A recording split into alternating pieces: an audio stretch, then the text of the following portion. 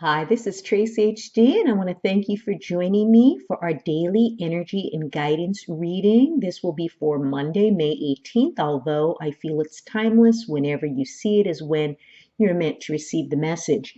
And I'm using the Angel Inspiration deck by Kim Dreyer. And as I shuffle the deck, I'm asking all light beings, angels, and God, please relay the message I need to share with my viewers for the highest good of all.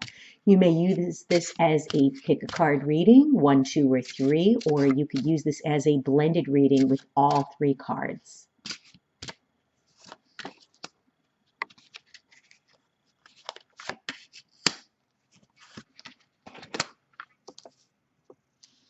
Okay, and our first card is generosity. Okay, we see this beautiful angel pouring from this bowl of water into the stream that flows down below. And this is card number 44. Okay, and this is card, of course, number 1 if you're doing the pick a card reading. And generosity comes in many forms, and in modern society, it is easy to feel one is being generous by giving financial gifts. Although at times organizations and people may require financial assistance, there are other ways to support them. Helping others does not always require you to dig into your pocket, but more importantly, to dig into your heart. Assisting another human being can be as simple as sharing your time and energy. Look around you and find the areas of your life where more generosity would help heal and support a friendship, a family, or a community. And if someone shows their generosity to you, accept it with gratitude, love, and pass a little of it to others.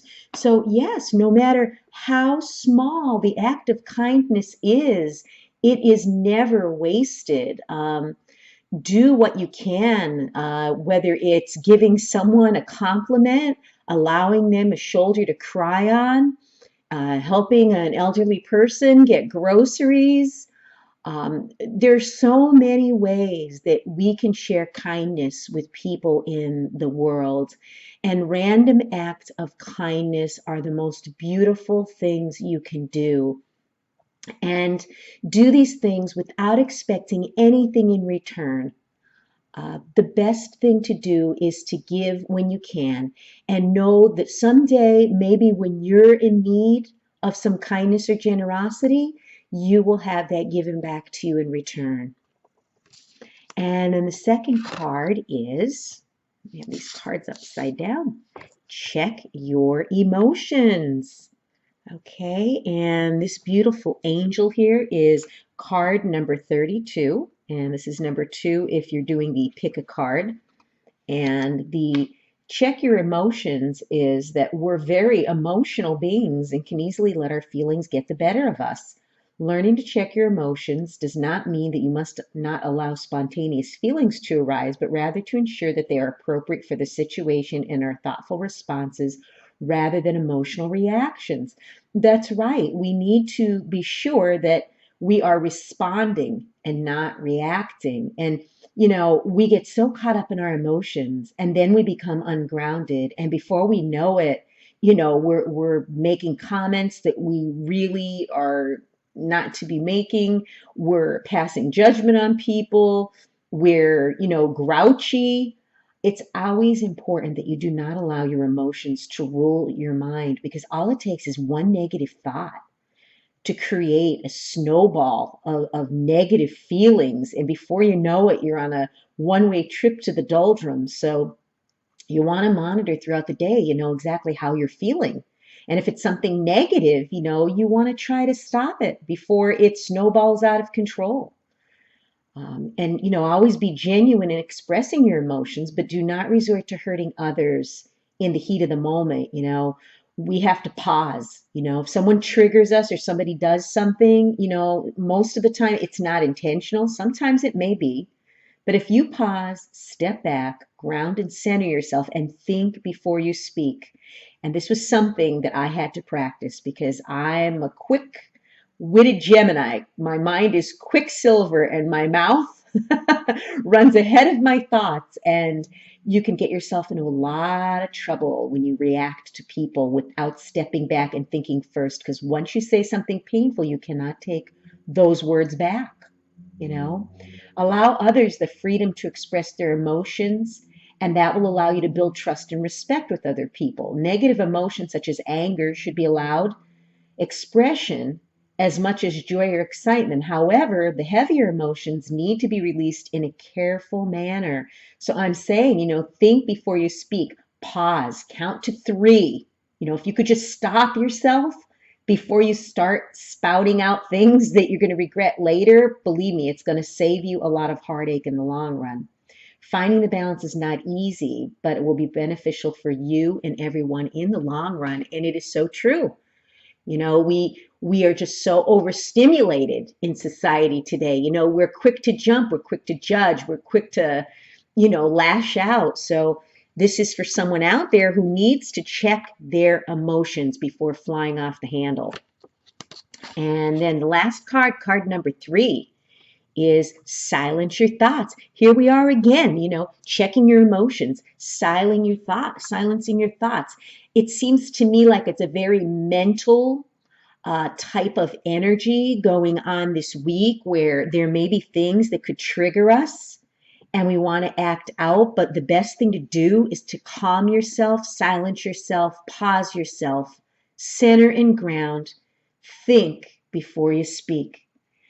Our minds are constantly full of chatter and wasteful thinking, which keeps us in a state of stress. And when we're stressed and exhausted, that's when we get snappy towards people. That's when we lash out, and worrying about the past or the future prevents us from experiencing the present moment. It's important for you to learn to be quiet the mind, dispel all unnecessary negative thoughts. There's so many people that have this negative talk going on in their mind like nonstop, and they don't realize they have more control over that than they know. And it does take practice, because for some reason society, gravitates towards the negative, and it's just so easy to get caught up in that negative mind frame, especially if you're around people that complain all day. And when I was at my job, it was just constant negativity all day long. I would leave work feeling like I was hit by a bus. I was just so exhausted from the negative and toxic things that were going on, things that were being said. And, you need to catch yourself. You need to quiet your mind of that unnecessary mind chatter. And this could only be done by finding time to be alone and, going within.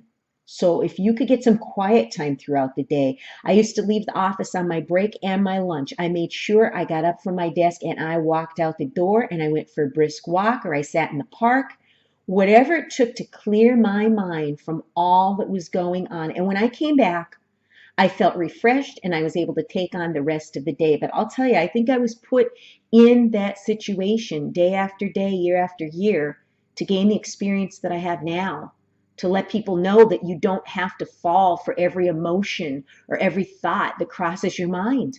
You do have control over it, and you can do that, but it does take time, patience, and practice. It's a habit that needs to be broken, and it could be, but it's going to take a lot of self-discipline to do that.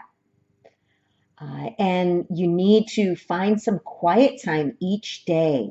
The more often you practice meditation, the easier it's going to become to clear your mind as well. So you may want to consider, a daily meditation, even if it's just a breathing meditation for like 5 minutes, where you're breathing in and breathing out and concentrating on your breath. You'd be amazed at how centered and grounded you could become within 5 minutes. And it's easier to do that throughout the day until it gets so overwhelming that your thoughts are racing. And it's going to take more time to calm down than 10 minutes then. So if you could do this throughout the day before things get really, really hectic, I always say it's easier to maintain your inner peace than it is to regain it. So it's easier to maintain than to regain. And within this quiet space, you're able to see things from a new perspective without permitting the mind to control or judge. And it's, allowing you to accept whatever emotions you're feeling too. Because if you don't sit back and think about what you're thinking and you don't get this quiet time, you're just like, on autopilot. We're in overdrive all the time because we live busy lives. but you got to make a habit of slowing down. It's going to feel so much better for you at the end of the day. You're not going to be as exhausted as you would if you allowed your emotions and your reactions to, overrule your day. What an interesting reading. If you've enjoyed this reading, please give it a thumbs up, like it, share it, and above all, subscribe because I will be back with more.